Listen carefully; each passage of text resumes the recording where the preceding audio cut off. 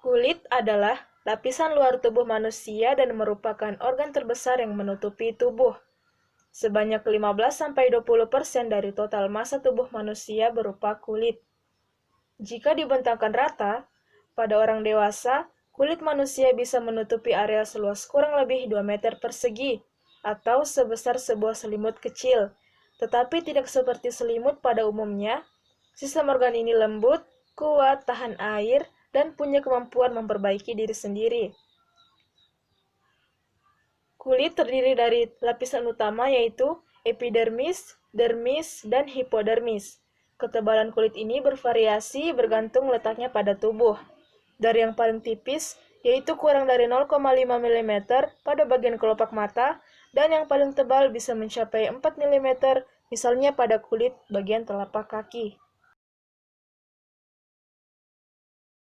Kulit merupakan indera peraba. Kulit mampu mengenali perubahan rangsangan akibat dingin, panas, tekanan, atau rasa sakit. Selain berfungsi sebagai indera peraba, kulit juga berfungsi untuk melindungi tubuh dari kuman penyakit dan membungkus otot. Kulit merupakan pertahanan pertama bagi tubuh dari serangan penyakit yang masuk ke dalam tubuh manusia. Kulit terdiri dari beberapa lapisan dan bagian-bagian penting, yaitu epidermis, dermis, dan juga hipodermis. Bagian epidermis terdiri dari rambut halus yang merupakan bagian terluar dari kulit dan berfungsi sebagai pelindung kulit di bagian dalam.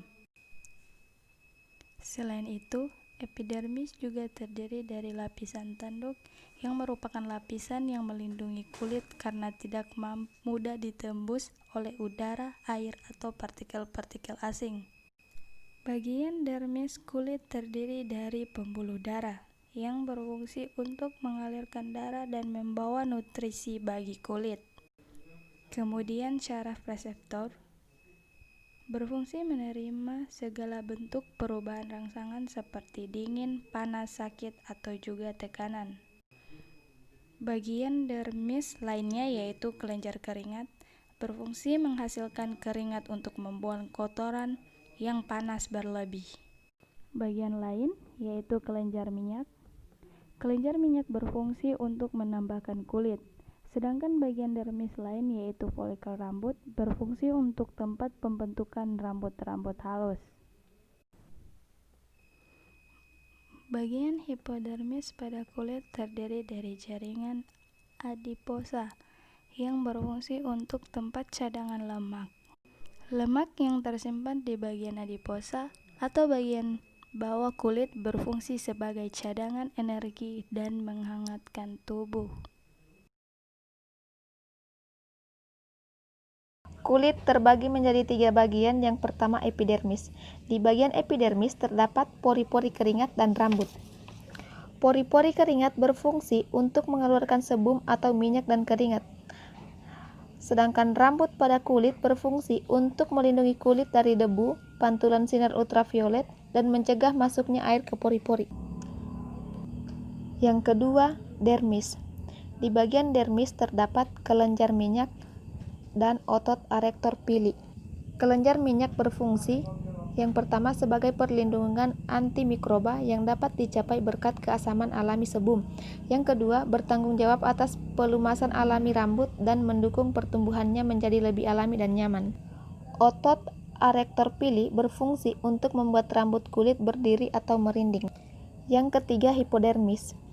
Di bagian hipodermis terdapat jaringan adiposa, kelenjar keringat, jaringan ikat, saraf, dan folikel rambut. Yang pertama itu jaringan adiposa berfungsi sebagai bantalan cedera fisik bagi jaringan tubuh. Kedua, kelenjar keringat berfungsi untuk yang pertama mempertahankan suhu tubuh, kedua melumasi kulit dan rambut, ketiga membuang racun dari tubuh. Yang ketiga, jaringan ikat. Berfungsi sebagai yang pertama penyokong, pengikat dan pengisi, kedua pembungkus, ketiga penyimpanan, 4 pertahanan, 5 perbaikan atau reparasi, 6 transportasi dan 7 nutrisi. Yang keempat itu saraf. Saraf pada kulit berfungsi untuk merasakan panas, sentuhan, dingin, nyeri dan tekanan. Yang kelima, folikel rambut berfungsi sebagai tempat menancapnya akar rambut pada kulit. Kali ini saya akan menjelaskan tentang sistem ekskresi kulit. Kulit merupakan lapisan paling luar tubuh sebagai pelindung tubuh. Selain itu, kulit juga berfungsi sebagai alat ekskresi, terutama mengeluarkan limbah metabolisme berupa garam-garam, terutama garam dapur, dan sedikit urea melalui keringat.